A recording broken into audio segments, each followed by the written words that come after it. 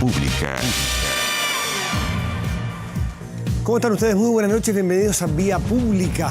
La Organización Mundial de la Salud, la OMS, usted lo habrá escuchado por estos días, obviamente, declaró que el coronavirus se ha convertido en una pandemia mundial. Se cruzó ya en la frontera porque se resistían a nombrarla como una pandemia. El lenguaje tiene su importancia siempre en una comunicación. Genera distintos escenarios, genera distintas medidas, preocupación. Pero bueno, ya está, la OMS habla de una pandemia mundial. El director de la OMS declaró además su profunda preocupación por los alarmantes niveles de propagación en varios países y la falta de acción, en muchos casos, para frenar la expansión de este virus. Todo esto sucede el mismo día en que el presidente Donald Trump anunció que cancelará todos los vuelos que provengan desde Europa como medida para contener el avance del coronavirus en los Estados Unidos. La medida, que entrará en efecto el viernes que viene, tendrá una duración de 30 días. ¿Usted se imagina que no haya tráfico aéreo entre Europa y Estados Unidos? ¿30 días? Quedan excluidos los vuelos que provengan desde el Reino Unido. Además, anunció una inyección económica fuerte para enfrentar los efectos económicos. Todo lo que le estábamos señalando recién, aparte del tema sanitario, es económico. El flujo aéreo, naturalmente, es actividad económica. Bueno, por eso, entonces, si usted lo frena, tiene que darle una inyección para compensar económicamente los efectos que está dejando el COVID-19 en el país, que suma ya más de 1.000 contagios y decenas de muertos. No estoy hablando de Chile, ¿eh? Recordemos que, según cifras de la OMS, actualmente hay 118.000 infectados a nivel mundial en 114 países. Prácticamente todo el mundo, prácticamente. Faltan todavía varias decenas, pero la gran mayoría. En tanto, las víctimas fatales en el mundo ya suman 4.291 personas contabilizadas oficialmente. Sabemos que el número va variando día a día. Vamos a la pregunta del día. Invitados a participar naturalmente. ¿Deben los colegios suspender las clases por el coronavirus? ¿Sí o no? ¿Qué cree usted? ¿Qué crees tú? En nuestro fanpage de 24 horas puedes votar, puedes darnos tu opinión. Nosotros vamos a la mesa de conversación. Y de este mismo tema vamos a conversar, sin duda, es Miguel O'Ryan, que es investigador del Instituto de Ciencias Biomédicas de la Facultad de Medicina de la Universidad de Chile, médico, infectólogo, pediatra. Miguel, gracias por estar aquí. Buenas noches. Buenas noches, un gusto estar acá. Muchas veces empezamos con la pregunta del entrevistado, la pregunta que invitamos a la gente, pero yo la quiero que se vaya desarrollando o que sea una respuesta que se vaya dando en el desarrollo de la entrevista, porque no llegar y decirle sí o no. Tiene sus explicaciones, sus matices. Lo que sí quiero partir preguntándote es, esto lo pregunté afuera, ¿cuándo se estima, si es que se puede estimar, que Chile debiera estar en su pic o presentar puntos más altos? Porque sabemos que estamos con desarrollos bajos, afortunadamente, aún. Yo diría que esa es una pregunta que no podemos responder a ciencia cierta porque estamos en una verdadera experimento en vida, que es lo que está ocurriendo con esta ahora pandemia, que tiene la particularidad de ser una pandemia por un virus nuevo. A diferencia de la pandemia de influenza H1N1, que también era relativamente nuevo, pero era influenza y sabemos cómo se comportan algo las pandemias. Esta es una pandemia a un virus nuevo. Entonces estamos aprendiendo día a día. ¿Y qué estamos haciendo los, entre comillas, expertos? Estamos mirando la información que está ocurriendo en todos los países. Estamos leyendo los papers que están saliendo de los estudios que se están haciendo. Estamos analizando toda la información para tratar de ir comprendiendo para dónde va, cómo va a ir, qué podemos hacer para contenerlo y siguiendo las directrices muy fuertemente de la OMS. Y en ese sentido, hay varias curvas que uno ve de los diferentes países, que es lo que se llama del crecimiento inicial, ¿no es cierto?, aplanado hasta el crecimiento exponencial. El crecimiento exponencial es cuando en vez de tener 1, 2, 3, 5 casos al día, se salta a 10, hasta 100, hasta 500, hasta 1.000 casos al día que han tenido algunos países, ¿no es cierto? ¿Cuándo va a ocurrir eso en Chile? Porque fatalmente muy probablemente, aquí uno no puede jugar a la certeza, en algún momento va a ocurrir un crecimiento exponencial. Si va a ser del orden de los 20, los 100 o los 500 casos diarios, habrá que ir viendo durante las próximas semanas. ¿Cuál es? Hoy estamos en los 7-8, 6-7-8 diarios. Sí. ¿Qué es lo esperable, sin alarmar, pero qué es lo esperable según la estadística de otras partes, lo que tú conoces, tu experiencia? Que va a aumentar. Que va a aumentar. Que vamos a estar en 20 al día. En algún momento vamos a estar en 20 casos al día, sí. En algunos puede ser que lleguemos a más casos al día. La idea de todas las medidas que podemos actuar de contención en las diferentes etapas es para enlentecer esta curva, para preparar mejor a nuestro sistema de salud, para que no ocurra que se saturen muy bruscamente, como es la situación que ocurrió inicialmente en China, que es la que estamos viendo ahora en Italia. Nosotros los infectólogos tenemos redes y conversamos con colegas, nuestros colegas en todas partes del mundo, y así también vamos consiguiendo información, y obviamente la situación que están viviendo en los unidades de cuidado intensivo en Italia son en este momento muy severas. Entonces, en Chile vamos a llegar o vamos a tratar de aplanar esa curva con las medidas de contención, y en esto es el primer mensaje. Chile está avanzando como la OMS recomienda. Ha creado un panel de colegas muy estimados y muy reconocidos que está mirando la evidencia como lo miramos los que no estamos en el panel, pero nos colaboramos entre todos para ir apoyando a la toma de medidas que sean más razonables basado en la situación que estamos. Porque esto va a durar un tiempo.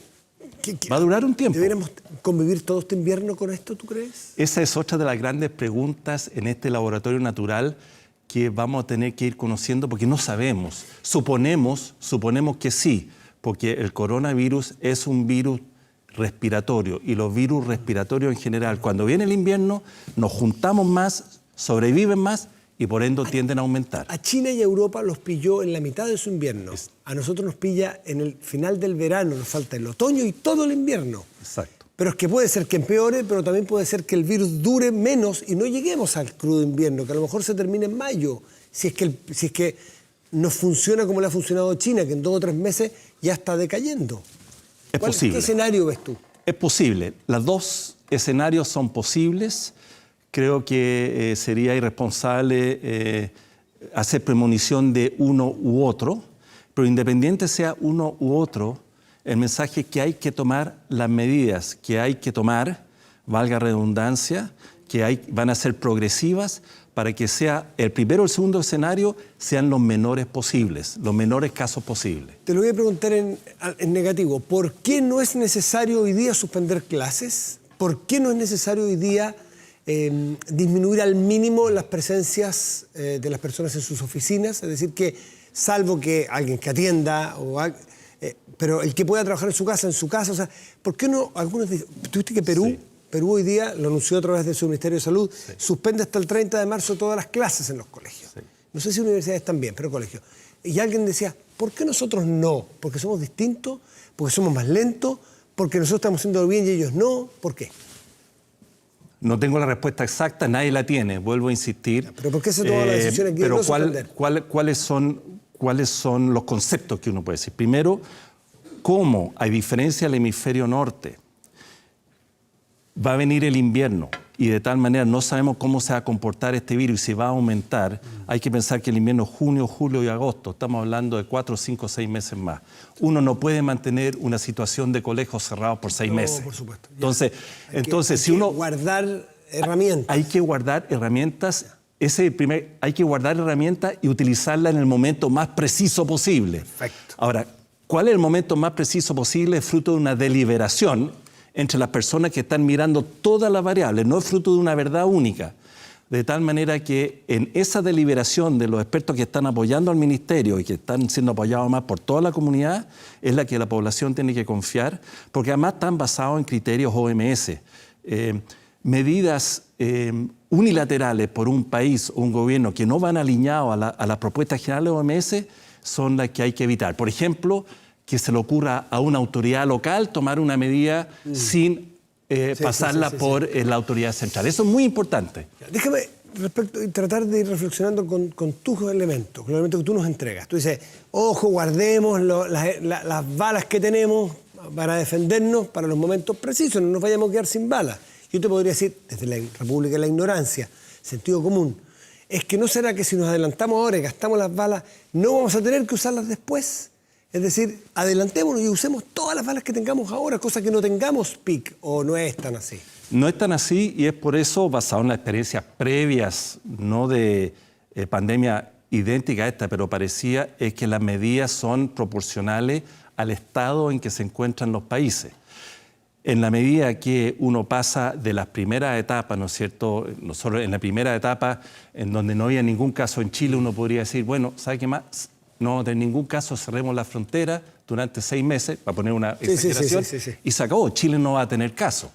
Pero ahí viene el balance que tiene que tomar la autoridad de salud, es decir, qué medidas puede tomar uno razonablemente y que además pueda el país sobrevivir con ella y que no sea un impacto económico. Cumplir. Exacto. Entonces, en ese sentido, hay medidas que se proponen para cada una de las etapas en que va ocurriendo la pandemia. Y en ese sentido, Chile ha ido cumpliendo con las recomendaciones de OMS.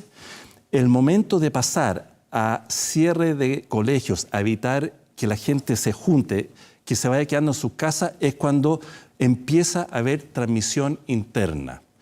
Entendiendo que... Fase 3. Es la fase 3. Estamos en fase 2, que es la fase que todos los casos conocidos hasta ahora son importados. Sí.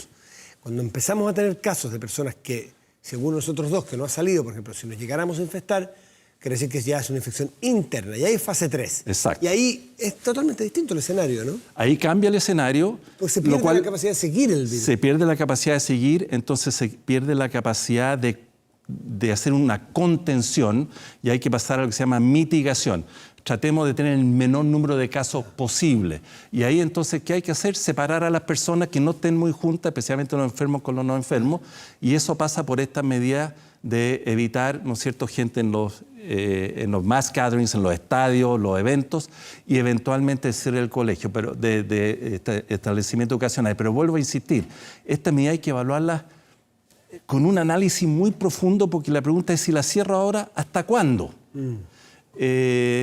Y si cierro el colegio, ¿cuál es mi objetivo? Es muy interesante que en el caso de esta pandemia específica, a diferencia de otras como la influenza, no tenemos tan claro que los vehículos de transmisión más importantes sean los niños. Entonces a lo mejor rascamos donde no pica. Exactamente. Entonces, todos esos fenómenos hay que irlo analizando y hay que ir analizando a la vez lo que pasa en Chile, pero también a lo que vamos viendo en la medida en lo que pasa en otros países, cómo cumplen efectivamente medidas en otros países y obviamente no llegar tarde. Aquí hay que estar un poquito encima del caballo, con este virus más bien actuar un poquito adelantado que tarde, hay que estar bien encima, pero tampoco hay que apresurarse, es un equilibrio fino.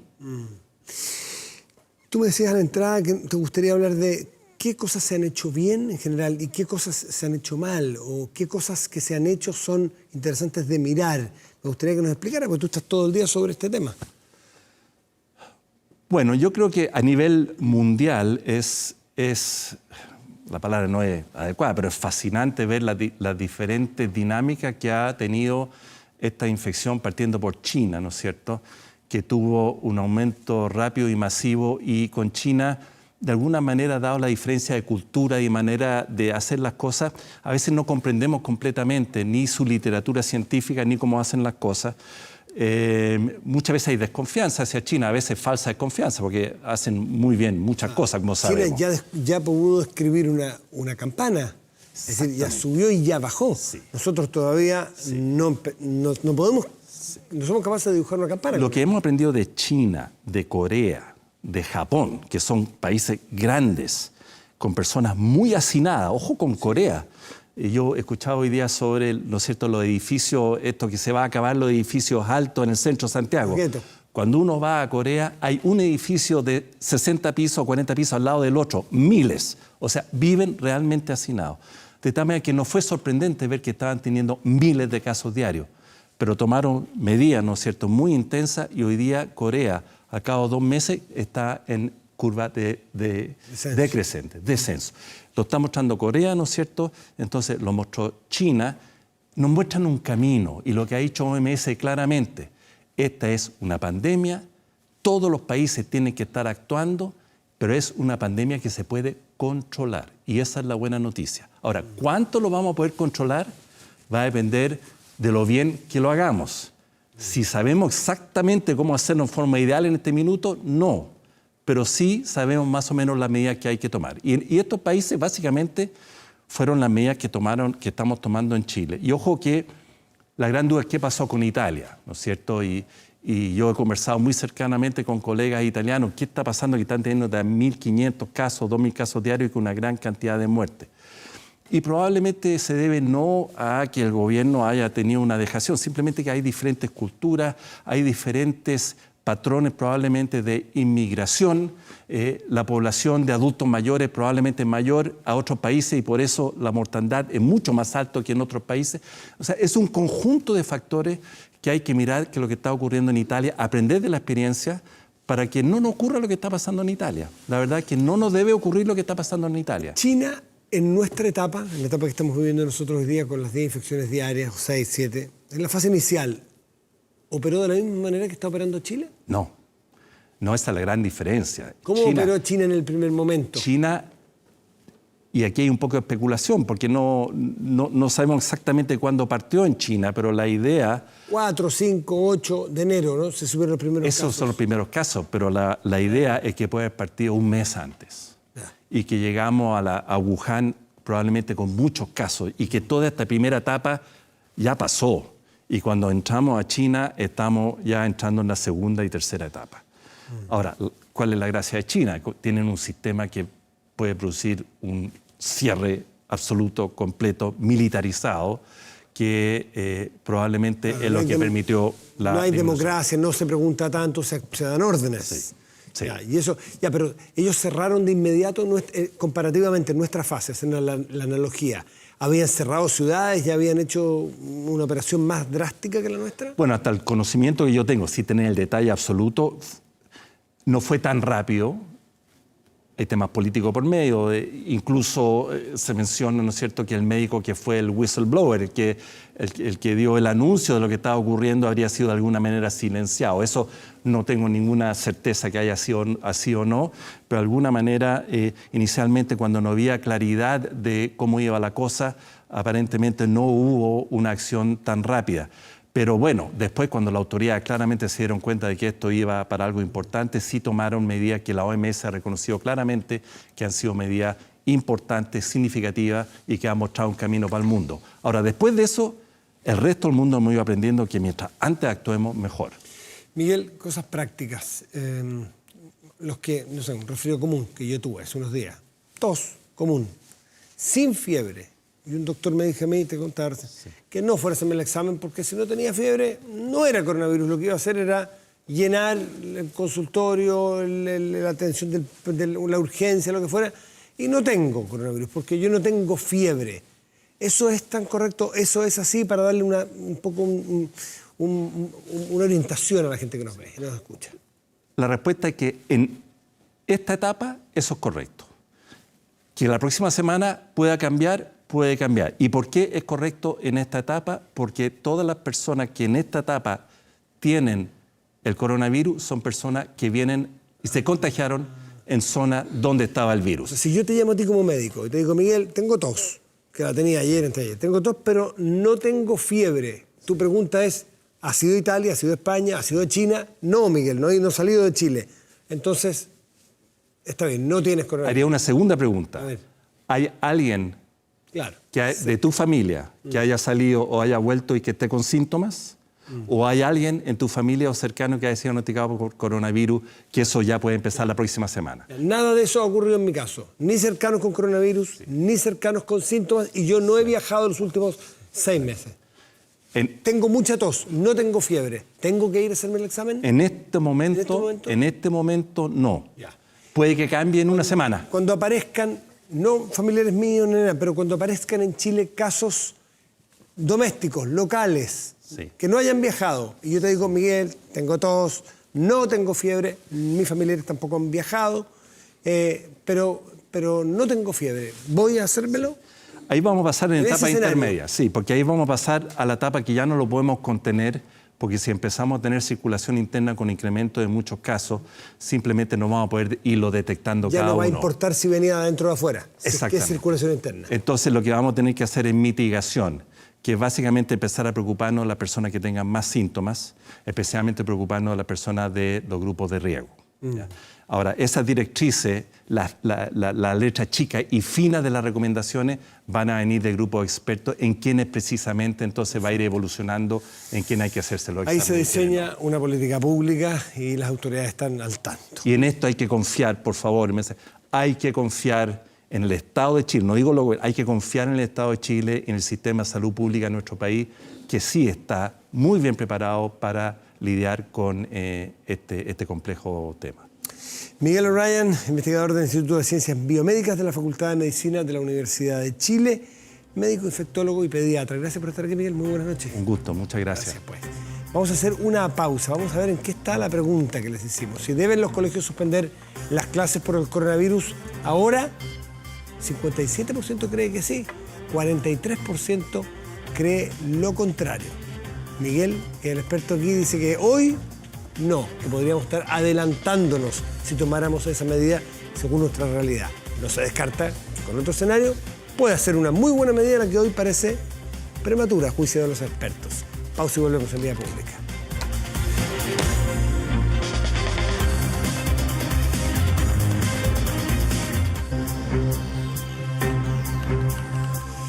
Estamos de vuelta en Vía Pública y es 11 de marzo todavía, son las 23:34. Y el 11 de marzo a muchos, los que somos más viejos, probablemente se nos viene a la cabeza así. Día de elecciones, sí, pero hay una en particular, días en que se inician más bien los gobiernos. Y hay uno en particular que para todos es significativo, más allá de lo que piensa cada uno, que fue el de 1990. Claro, porque fue el reestreno, el regreso de una democracia tan luchada, tan bregada, tan difícil de conseguir. No fue una democracia que ya tuviera que tuviera los pantalones largos. Era un proceso que fue creciendo y que se fue solidificando. Y tenemos aquí a un actor de ese momento, a un líder político de la Concertación de muchos años, Heraldo Muñoz. Muchas gracias por estar aquí, muy buenas noches. Gracias, Matías. ¿En qué estaba el 90? El 90 estaba finalizando el hermoso trabajo de recuperación de la democracia.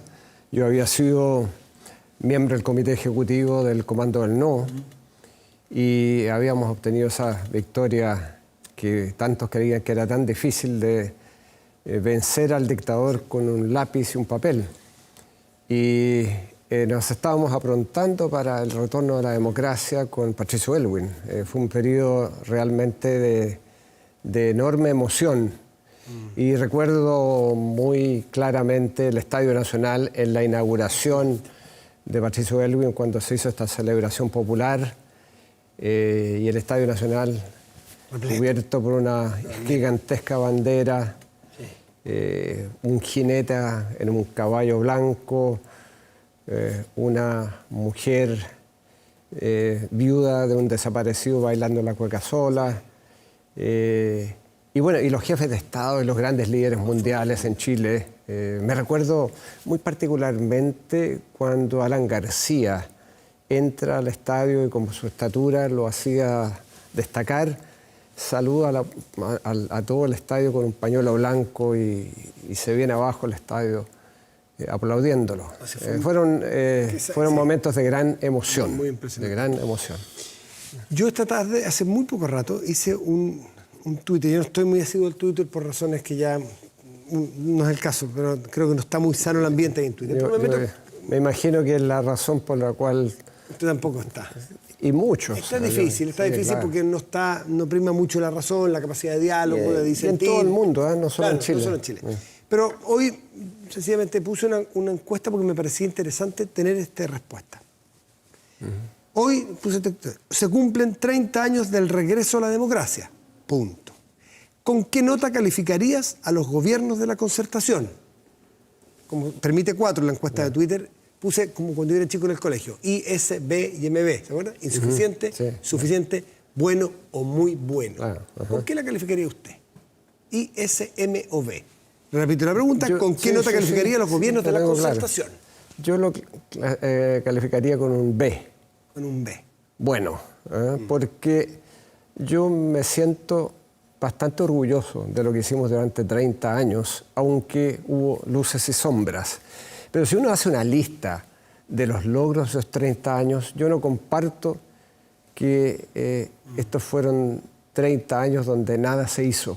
Porque si uno empieza a hacer una lista, la reducción de la pobreza cuando llegamos al año 90 era del 40%, hoy día es del 8,6%. Cuando vemos las leyes de filiación, de libertad de culto, la ley de divorcio, las leyes de mayor equidad, el plan Auge, la gratuidad universal. Las coberturas. Las coberturas en educación básica y media y universitaria. Claro, el pilar solidario en términos previsionales. La apertura al mundo. El avance en la democracia, claro, la eliminación de los senadores designados, la recuperación de los presidentes de las facultades, remover a los comandantes en jefe de las Fuerzas Armadas y del orden, el cambio del sistema binominal, el término del sistema binominal por un sistema proporcional que le permitió a fuerzas que no estaban antes estar con representación parlamentaria. Entonces, tenemos una mejor democracia, pero con muchas omisiones y temores. Las cosas materiales no vale la pena mencionarlas, como las infraestructuras. Bueno, absolutamente. Infraestructuras camineras, portuarias, hospitalarias. En fin. El incremento del salario real, el incremento del salario del 10% más pobre fue notable. La disminución de la mortalidad infantil. Todos los indicadores son extraordinariamente potentes. Ahora, si eso fue tan bueno, ¿por qué se produjo el estallido social?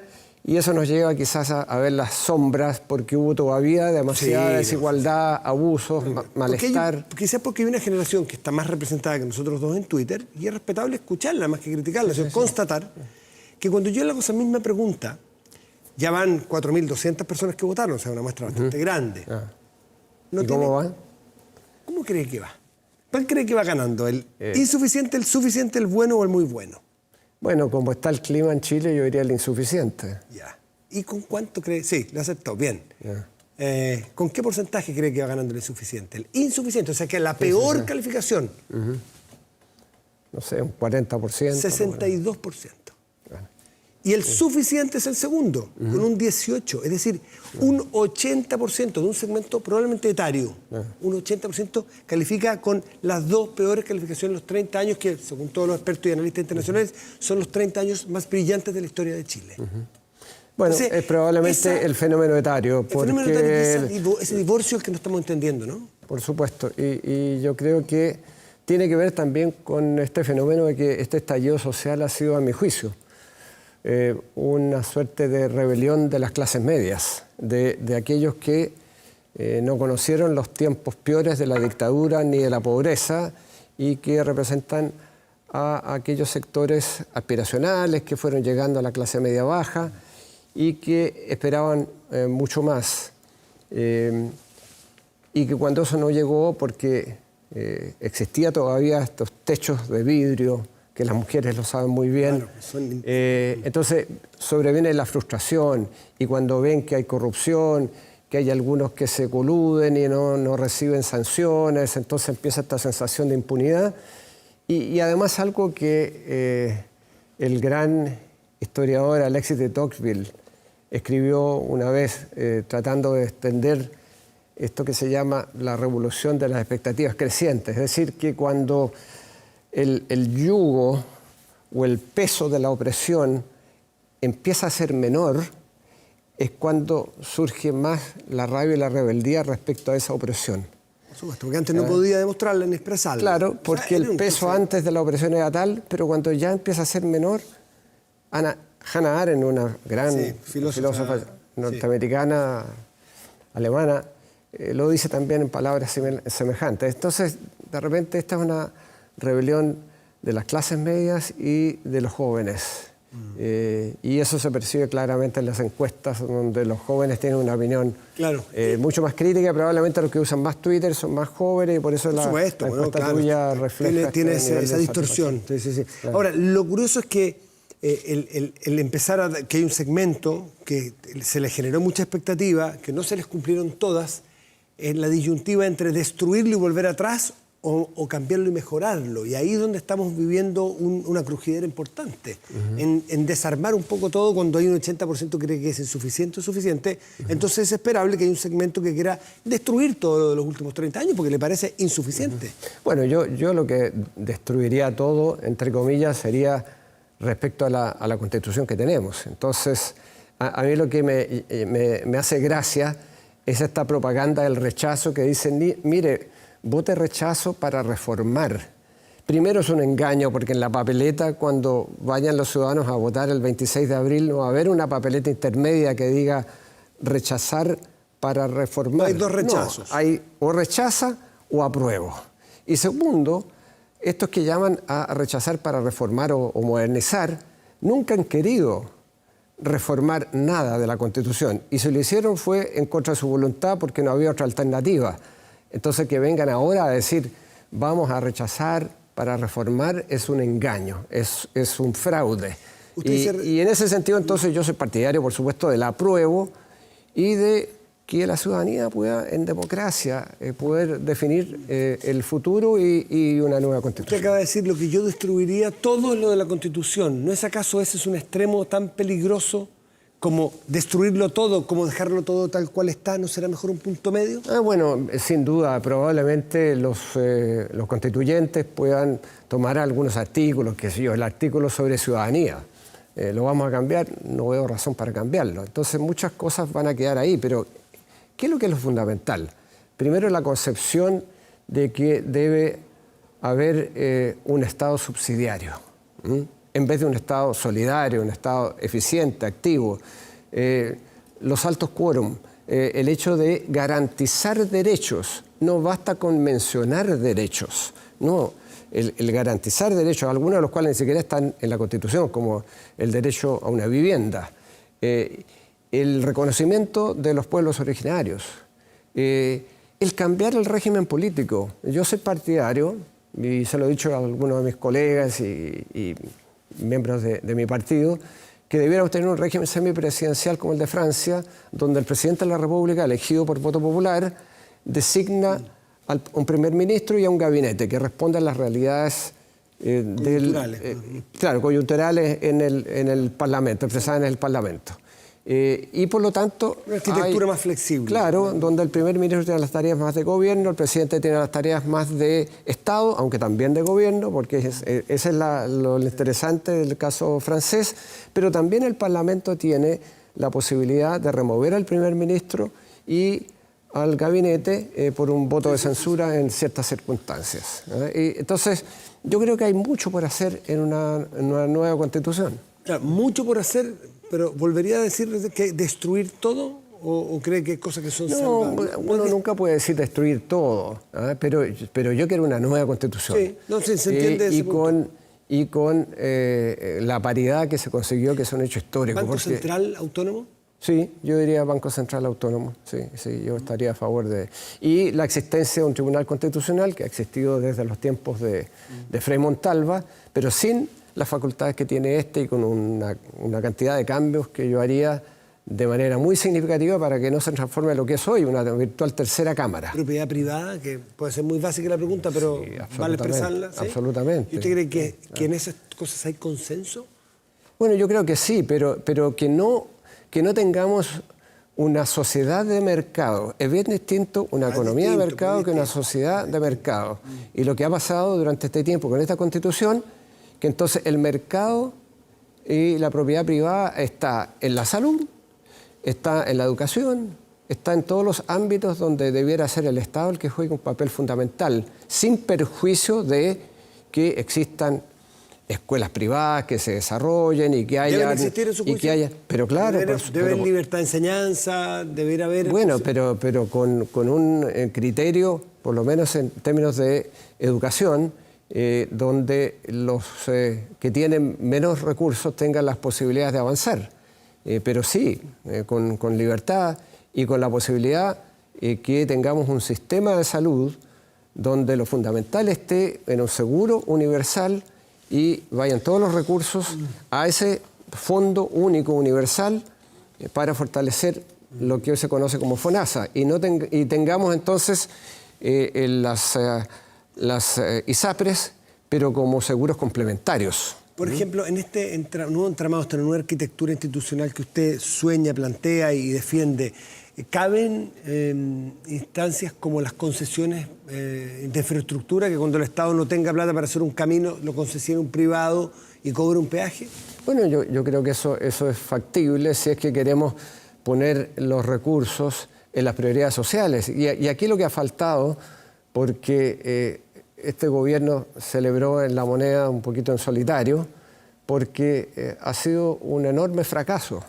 Los tiempos mejores no llegaron nunca. ¿Usted cree que Elwin Trató de revertir los avances sociales, pero tú ibas a preguntar algo, te interrumpí. Sí, no sé.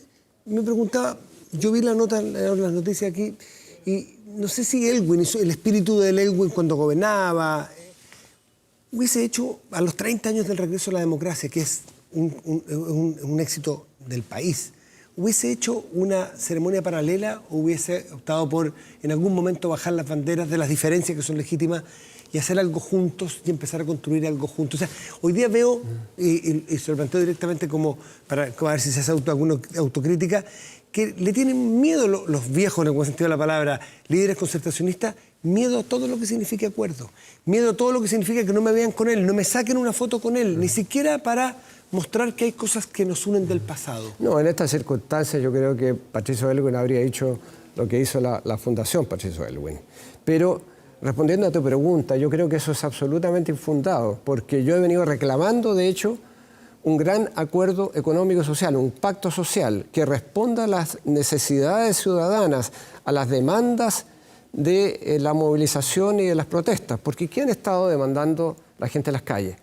Han estado diciendo mejores pensiones, pensiones dignas, una educación... La oposición no da sus votos para apurar, para acelerar la votación de la reforma. El punto, Matías, es que para que sea una reforma profunda, que sea una reforma de verdad para un sistema de seguridad social mixto, donde tengamos un componente solidario muy potente del 6%, donde exista un techo para las ganancias de la AFP, que vayan a un fondo solidario, la diferencia, donde hay un paquete de igualdad de género, porque las mujeres reciben mucho menos que los hombres. Pero ponerse a discutirlo mañana en la mañana, si hubo urgencia. Pero el punto es que si no hay acuerdo sobre esos puntos, entonces esto hay que tomarlo con la debida calma, porque si se quiere simplemente el implementar una reforma que no va a dar cuenta del reclamo ciudadano para pensiones dignas, entonces eso no va a funcionar. Pero yo estaba diciendo algo, déjame terminar lo que te decía,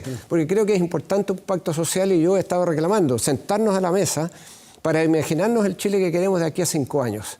No de aquí al próximo año, porque la gente no va a creer que las cosas van a cambiar tan rápidamente, y que tengamos el financiamiento adecuado por la vía de justicia tributaria para financiar los que van a ser gastos permanentes, con ingresos permanentes. Pero eso significa que hagamos el paquete completo, pensiones, que salud pública de calidad, mejor educación aún, que tengamos soluciones para el endeudamiento, que tengamos mejores salarios, que tengamos justicia territorial.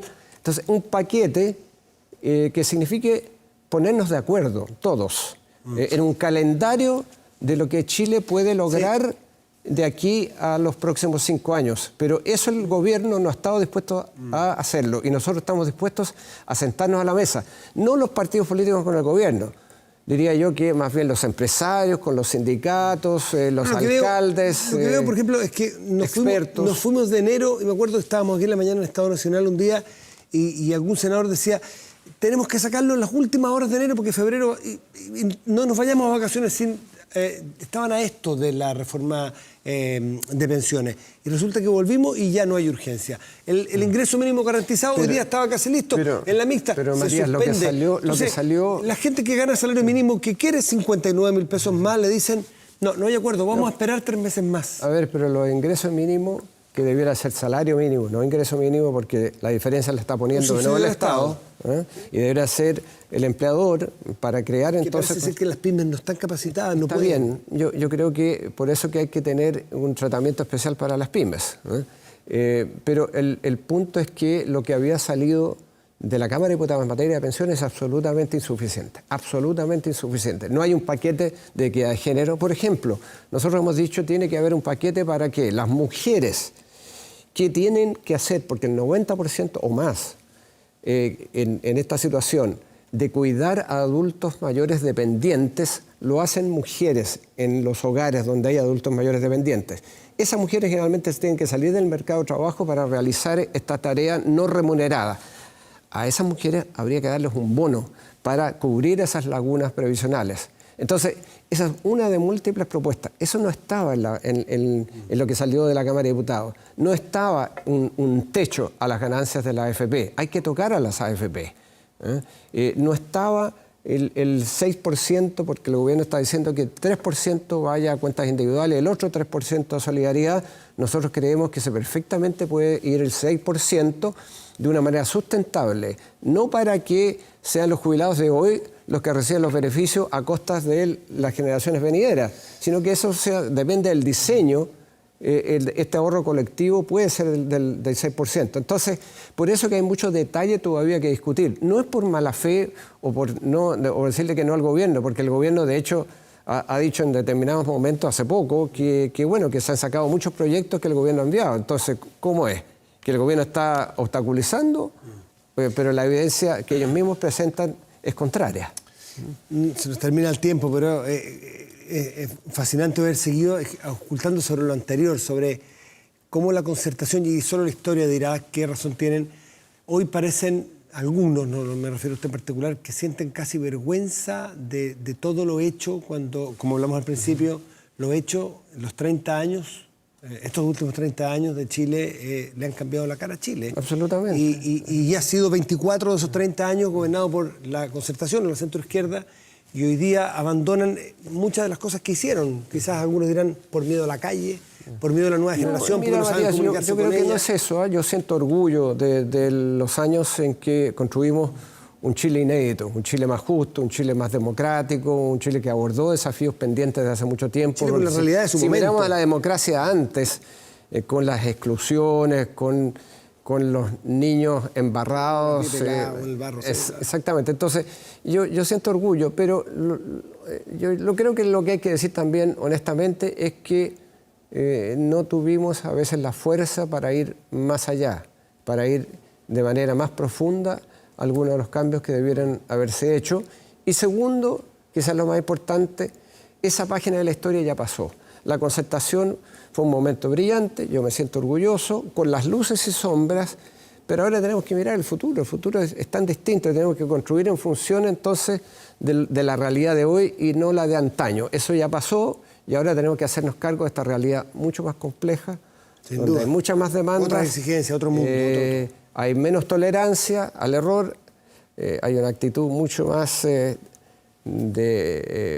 ver lo que está haciendo la política y el mundo público, y donde la transversalidad de las redes sociales nos pone en un desafío bien distinto a la de hace 30 años atrás. Heraldo Muñoz, muchas gracias por estar aquí esta noche. Muchas gracias por invitarme.